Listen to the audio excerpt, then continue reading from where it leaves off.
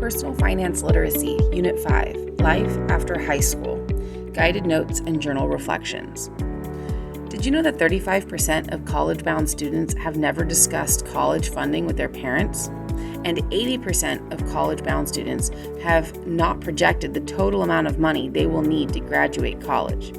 The fact is, high school students are usually woefully unprepared for the financial costs of college. Let's take a look at some important key terms for this unit.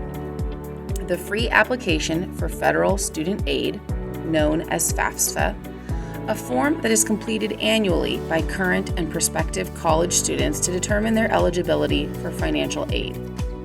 Grant, a form of federal or state financial aid that does not need to be repaid. It's usually given to students who demonstrate financial need.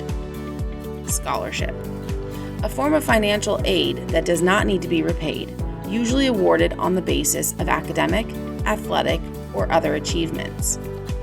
Work study, a program that allows students to work part-time while continuing their studies. Let's take a moment to journal an answer here. Not every career requires a 4-year degree. Have you researched the education requirements for your career of choice? If so, what education options do you have? If not, research the education requirements for your career choice or choices and write them down below.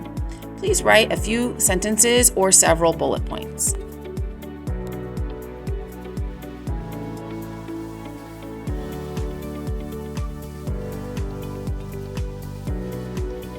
Section 1.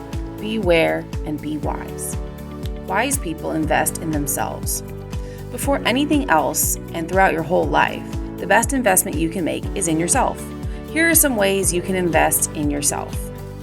Charlie Tremendous Jones once said, 5 years from now, you will be exactly the same person you are today, except for the books you read and the people you meet.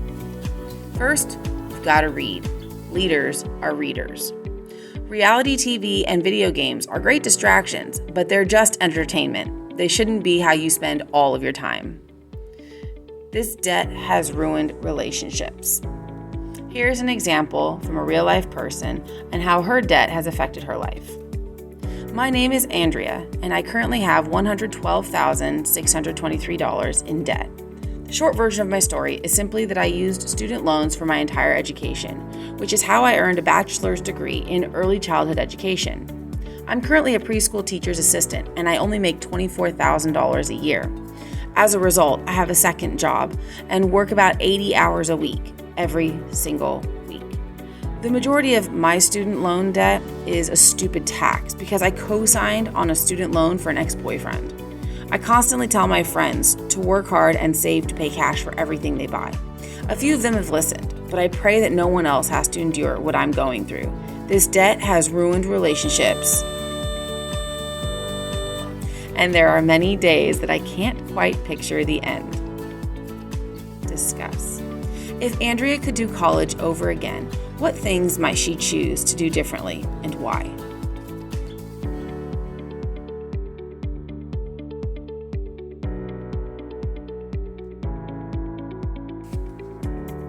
The average millionaire reads one nonfiction book a month. Your net worth as an adult will be the average of the 5 people you hang out with most. Think about that. Your net worth, the amount of money you have in the bank, will be the average of what the 5 people around you have. The people you put in your life influence your career, your decisions, and how you spend your money. Have some mentors who have already had some success. Mentors might be family friends, teachers, older siblings, coworkers, maybe a boss that you've connected with. A mentor can be anyone that you trust who would give you good advice on how to make money decisions when it comes to college. Journal time. What is your plan for after high school graduation? Jot down a couple of sentences, and of course, this is just a projection. You're always welcome to change your mind.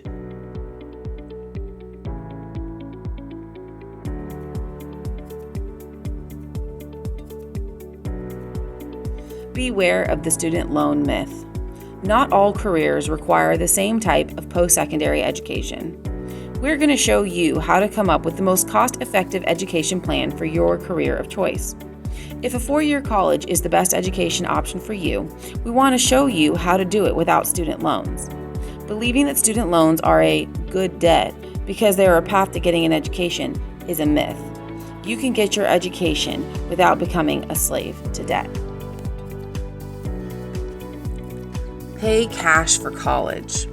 Our culture thinks student loan debt is okay. It seems totally normal. Some people even call it good debt. When you receive your financial aid award package for college, you'll see a list of all different types of awards, like scholarships and grants. Be aware, student loans will be listed in your financial aid award package as well. A student loan is not an award. It will take years to pay it back, plus you'll have to pay interest. Debt is owing anything to anyone for any reason. There's no such thing as a good debt. The total estimated student loan debt in our country is $1 trillion. Millions of people can't afford to make their student loan payment every month. Let's journal about this. Why might people refer to student loans as good debt?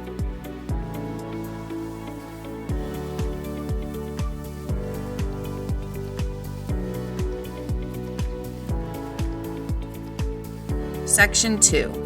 Starting with the end in mind. So you've decided that you'll continue your education at a 4-year college. How do you plan to pay for it?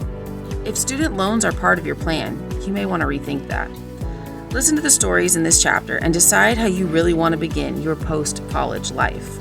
You can start making decisions right now that will allow you to avoid the mounds of debt that so many young adults begin in their life with.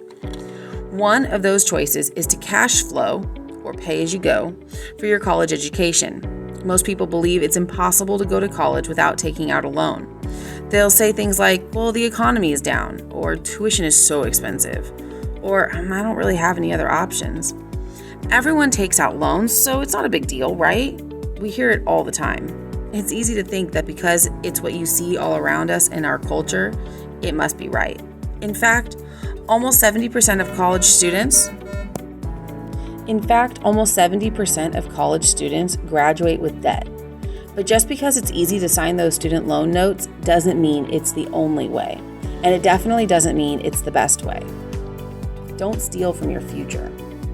Take a look at some of these statistics. The total estimated student loan debt outstanding in America is more than $1 trillion.